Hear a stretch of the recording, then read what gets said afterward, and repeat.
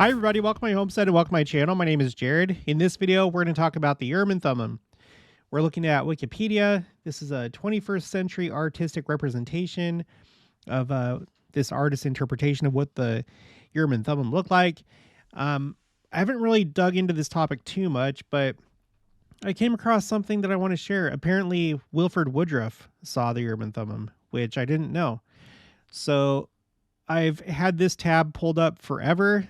I should just save it or bookmark it, but this is on archive.org, Wilford Woodruff Journal Selections. And because of my recent video where I was talking about heavenly devices, I decided to do a search on here, just Control F for Urim and Thummim. And it's really nice because everything's on this page. So just doing Control F, you can quickly find things in this document.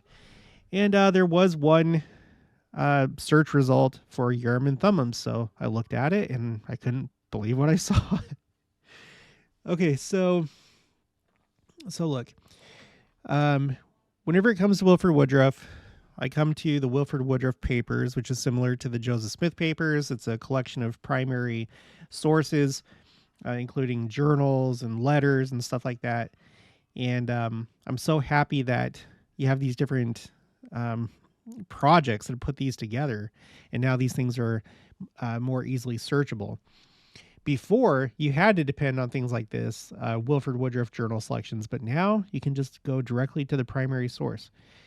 So this is in a journal, January 1st, 1841 to December 31st, 1842. So this was before the Utah period. And at this time, he was in the Quorum of the 12 Apostles. This would have been the Nauvoo period. Joseph Smith had not yet been martyred. And there's this entry for December 27th, 1841.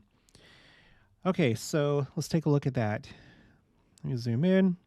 So 27th, and then it says figure.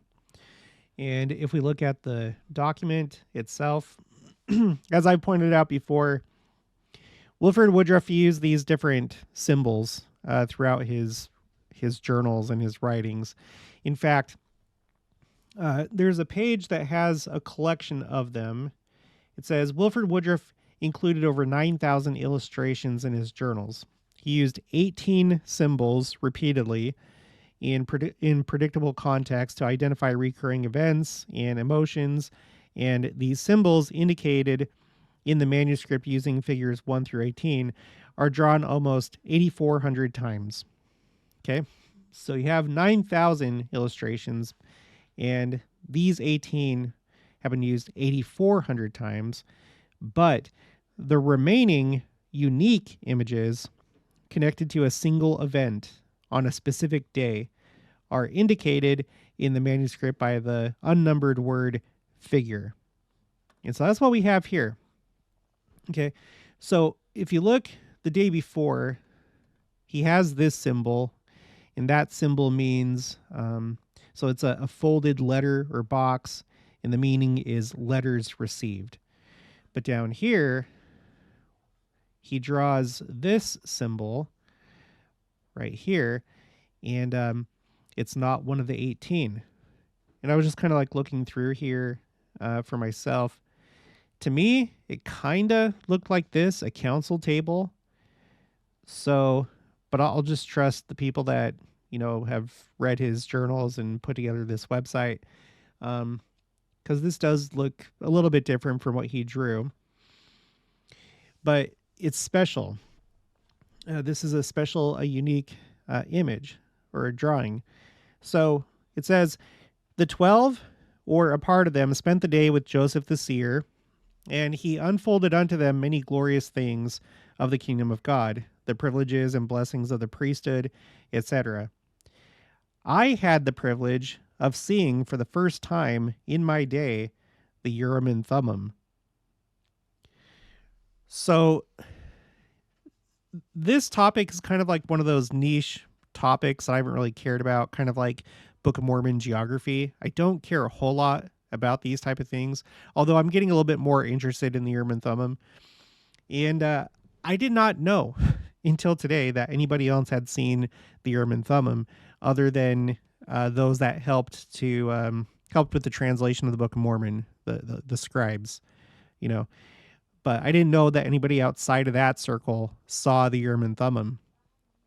In fact, it was my understanding that these things, if we go back to this image, were essentially taken back, and inside the Hill Cumorah, there's another vision. I have to like find it again and put it on my new spreadsheet for visions and visitations, where we read the account of the angel Moroni receiving these things back, and that there's like a storage area inside the Hill Cumorah.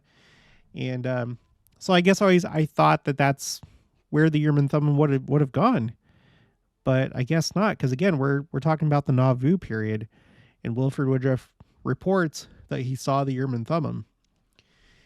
If we go back to this, I wonder if this symbol is supposed to be like a representation of the Urim and Thummim.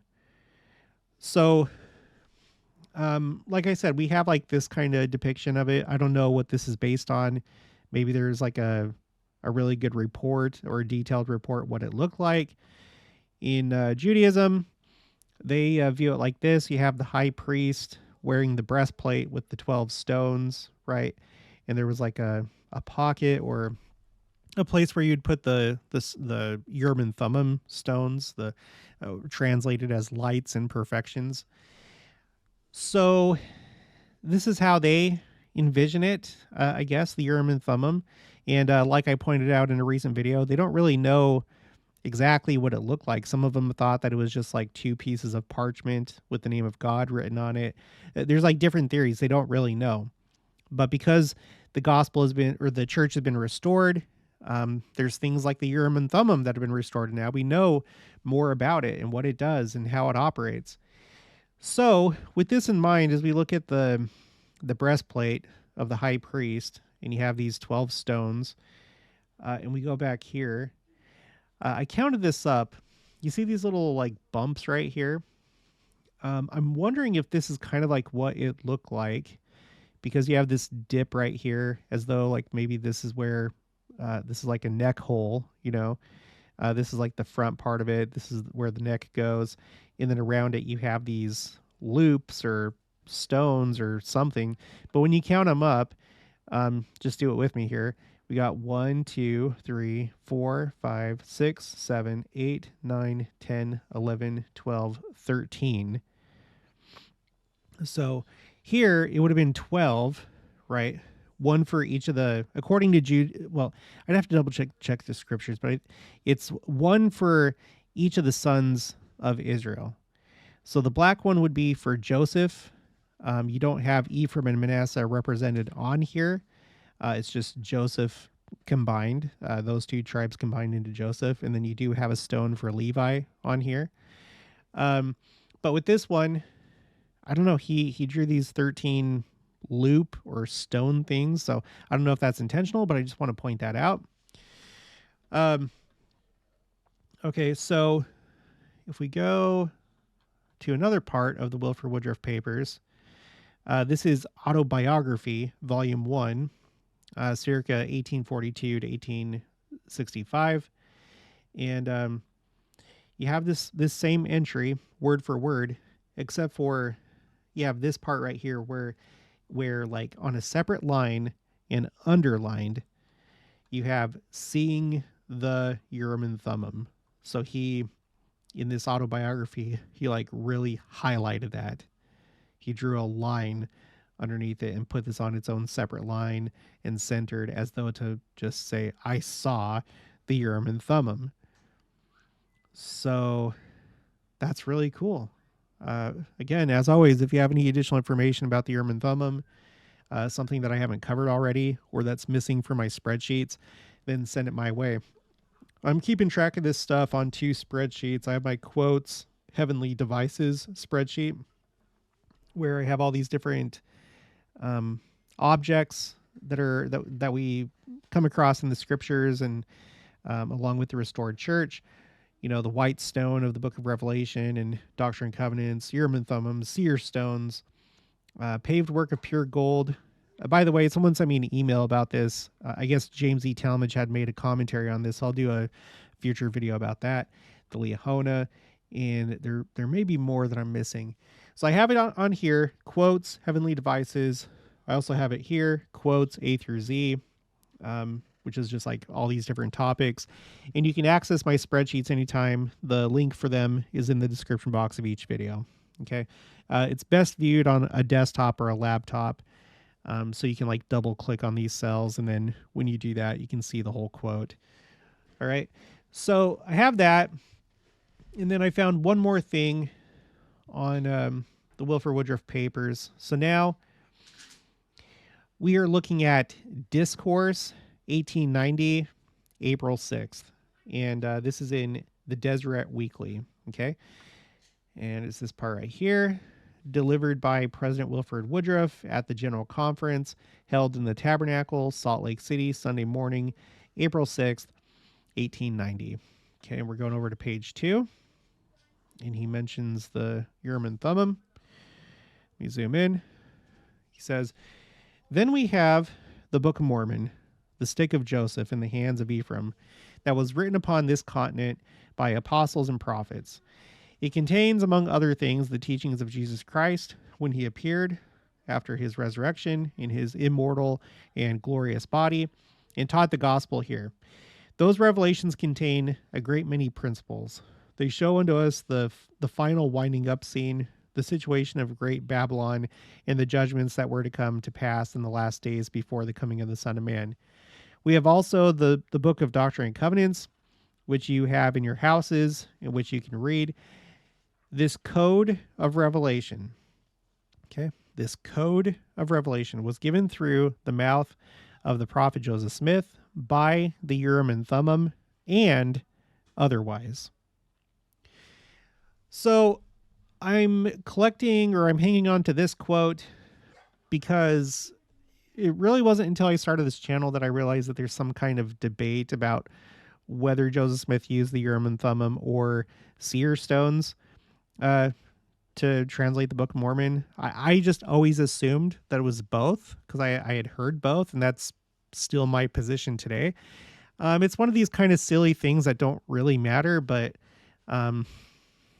different people get passionate about this, and this one seems to indicate the way that I read it that he used both the Urim and Thummim and whatever otherwise was. So that very well could have been seer stones as well. Don't really care, but I'm trying to be thorough in my studies as I do this YouTube channel. Don't know how long I'm going to do it, but in any case, this can be my personal study too. So I'm taking note of that. So far, I have just a few quotes. I have a couple scriptures, one from Doctrine and Covenants, and then one from the Book of Abraham. We learn that the place where God resides is a great Urim and Thummim. And that's what's going to happen to this earth. Once it's celestialized, it's going to become a Urim and Thummim.